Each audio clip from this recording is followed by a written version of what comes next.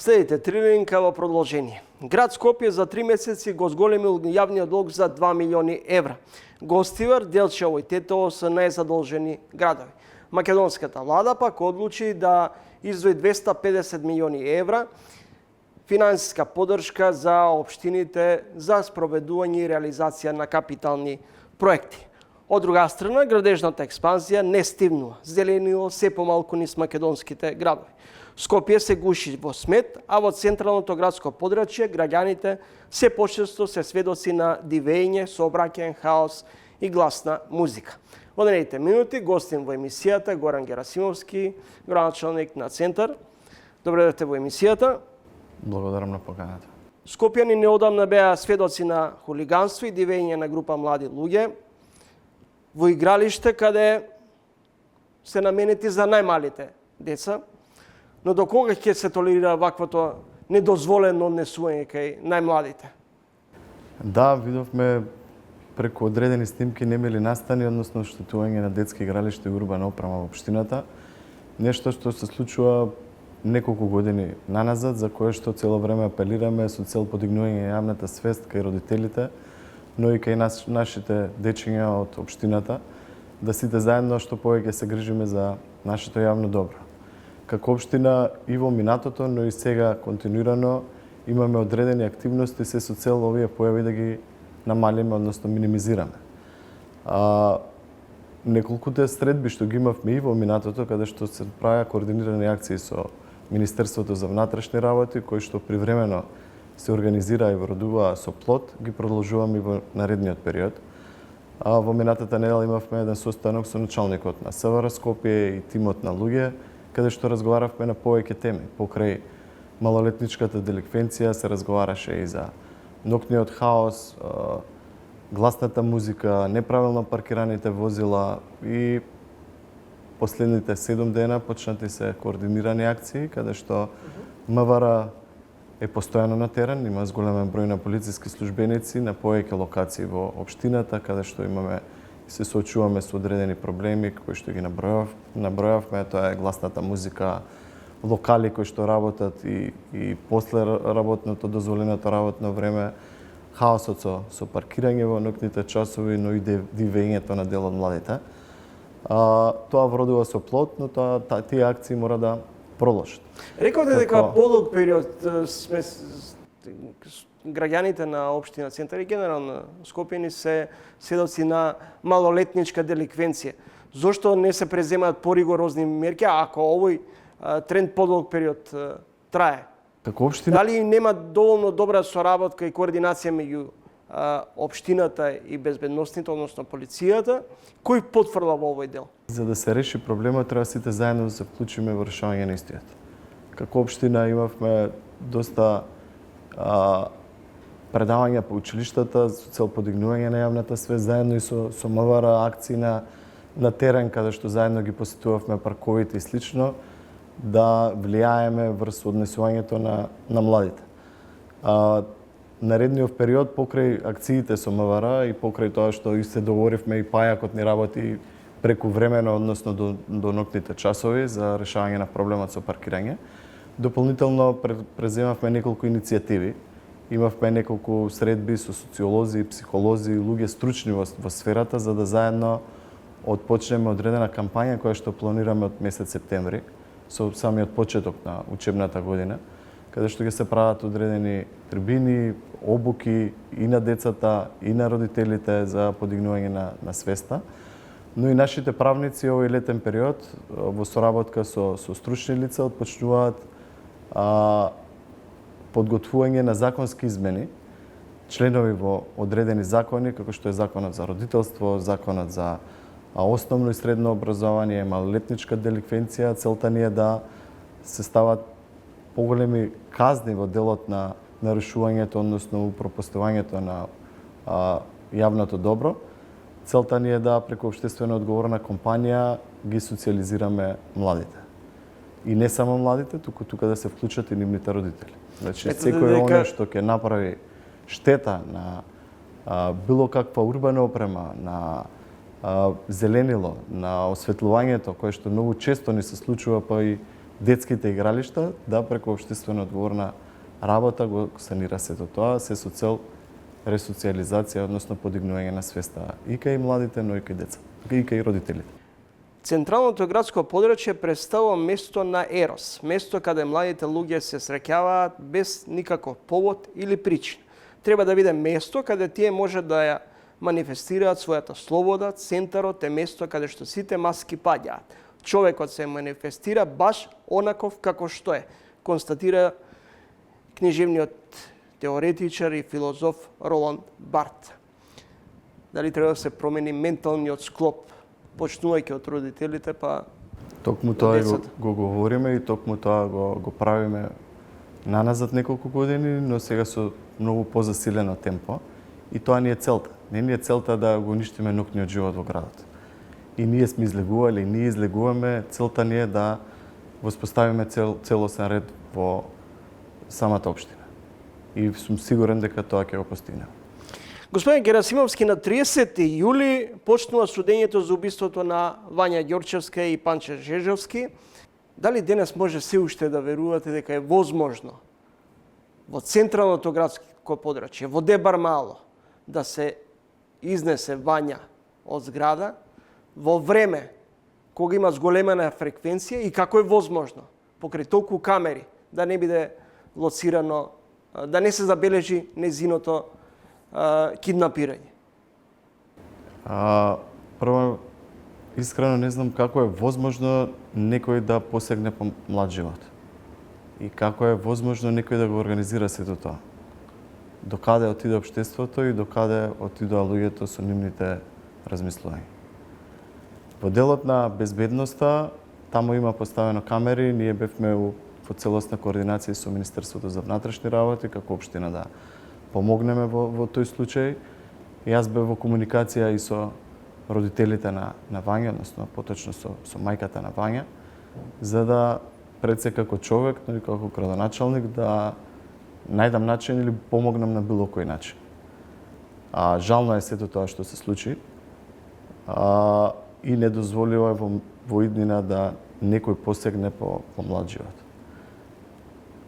Министерството за внатрешни работи се заврши својата работа, верувам дека набрзо ќе се реши случајот, но младиот живот нема да се врати и тоа е недозволиво и жално. Сејте Тревин, гостин во емисијата градоначалникот на Центар. 250 милиони евра од владата за развој на општините и капиталните проекти. Зошто општините немаат капацитет за самоодржливост? Па веројатно од лошото менаџирање на самите општини. И можеби наследените долгови од минатото. Иако минатата влада ги покри дел од долговите на општините кои што се таложеле со години, не се 250, оваа година се планираат околу 100 милиони евра кои што ќе се доделат за проекти на самите општини. Во координација сме со Министерството за локална и со владата, имавме и состаноци со министерот за локална самоуправа, каде што и ние како градоначалници дадовме одредени предлози и наши размислувања како да се отпочне и заврши целата постапка во делот на критериуми, како ќе се распределуваат финансиските средства и така натаму. Ние како општина имаме подготвено неколку проекти кои што верувам дека ќе ни бидат и одобрени. Општините бараат државни пари, а сопствените ресурси не ги користат, оцени во една прилика поранешниот министер за локална самоуправа Ристо Пенов. Дали за вас не е поразителен податокот дека ниту една македонска општина нема инвестицијски рейтинг, а 12 општини се со блокирани сметки? Од кога јас сум во општината, самиот буџет е во одлична состојба. Со тоа може и да се пофалиме. Иако гледаме со реализација на проектите на крајот на годината и црпиме што повеќе средства, поради тоа што тие средства се во буџетот за реализација на проекти, а не да стојат на општинската сметка самите средства, и тоа го правиме со години назад. За жал имавме едно извршно решение кое што судска постапка траеше 10 години и каде што општината се задолжува на одредена фирма да исплати 2,5 милиони евра. Јас како градоначалник не дозволив како во минатото да биде закочен буџетот, односно да не бидат извлечени средствата и блокиран буџет. Набрзо, после самата судска одлука, направивме брз ребаланс, каде што одредени финансиски средства, одредени проекти кои што за жал не ги укочија одредени институции, ги пренамеривме, односно ги ослободивме од сметката за да не биде истата блокирана. Моја цел е да сите финансиски средства кои што ги имаме на сметката, ги реализираме и тие се токму за тоа и планирани, ги реализираме преку проектите кои што ни се ставени во програма и во самиот буџет за оваа година. Дали може би на локалните власти треба да им се даде поголема автономија на функционирање? За децентрализација се говори поголем временски период. Истата тема ја отвараме и сега, но за жал владата нема слух. Дали не сакаат да ни дадат поголема моќ и контрола врз одредени работи, не знам, не би навлегувал. Но добро е да општините имаат одврзани раце и таа децентрализација што побрзо се реализира. Што станува со треска? Еден период бевте мета на критики дека наместо урбанизација всушност спроведувате бетонизација. Знаете како, имавме повеќе борби за повеќе локации, каде што имаме важечки дуп кој што на ниво на закон ние како општина немаме можност да не постапуваме. Имаме можност да утре одговараме или се соочиме со одредени пријави поради тоа што не се постапува. Во општина Центар во минатото имаше мораториум каде што беа укочени поголем дел од дуповите и немаше можност за градба. Меѓу дуповите беше и дупот на треска. По завршување со судски одлуки и поништување на мораториумот, ние како општина мора да постапуваме согласно со самиот детален урбанистички план и таму каде што има можност за градба, немаме начин да тоа целосно го укочуваме. Имавме доста средби на почетокот, дури со собствениците на треска, за да најдеме некое заедничко решение во делот на што подобро урбанизирање на самиот простор. Станува збор за поголем дуп, тука е Боњаковец 1 и 2, каде што е парцелата на самата треска. Во тие разговори се вклучи градот Скопје, каде што баравме да се одвои само тој дел од дупот и да се донесе брз дуп, каде што истите парцели би се разубавиле, односно самиот простор би се разубавил. Но од градот Скопје добивме одговор дека се носи генералниот урбанистички план и дека во моментов не планираат никакво одвојување. И ние како општина мораме да го почитуваме законот и постапуваме паралелно со него. 1013 станови се предвидени за изградба, за што се издадено е 321 одобрение за градба во март година, според податоците од Државниот завод за статистика, повеќе од половина од становите, 607 се во Скопскиот регион. На што се должи овој градежен бум? Дали Балканите пари завршуваат во бетон? Па не би навлегувал во тој дел, пошто не е ни наша работа, но сигурно кој ќе има поголем интерес на граѓаните, има повеќе градби. Во општината се останаат уште многу малку локации каде што може да се гради. Во процедура се неколку дупови каде што целта ни е да не дозволиме високи градби и целта ни е да што поубаво го урбанизираме просторот. Сето тоа малку споро оди поради тоа што при носење на дупот знаете дека се вклучени повеќе институции, не само општината. Ние пуштаме јавна набавка, избираме планерска куќа, отпочнува реализација на дупот, но тука има меѓуинституционален пинг-понг со носење на дупот, тој оди во градот Скопје, па се враќа поново во општината на Совет, па повторно во град Скопје, па во Министерството за транспорт и на крај доаѓа во општината и тоа е период од неколку години, можам да кажам, каде што се губи доста време за реализација на еден дуп. Господин Герасимовски, може ли да се зборува за урбано Скопје, каде во централното градско подрачје ја имаме универзална сала Ќумуросана, немаме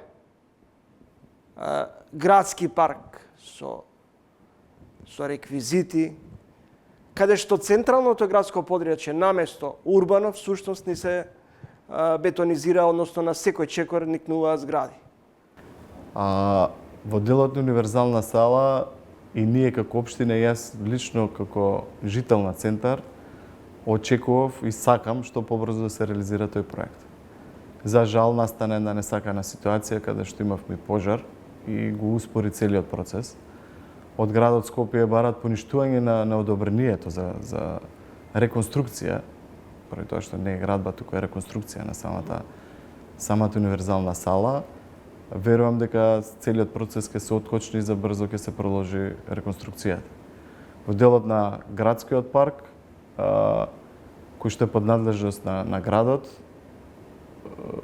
секогаш е подобро да има што повеќе реквизити и подобро одржување. Иако сметам дека не е во толку лоша ситуација, поради тоа што и често го посетуваме. Под наша капа е паркот на Франкофонија кој редовно се одржува. Имаме поставено бина која што и се користи бесплатно за одредени настани и потреби на одредени и на жителите, и на одредени невладини организации, фирми и така натаму. Во делот на бетонизација, кој што го напоменувате неколку пати, проблемот е не од вчера, проблемот е децениски, тоа повеќе децениски.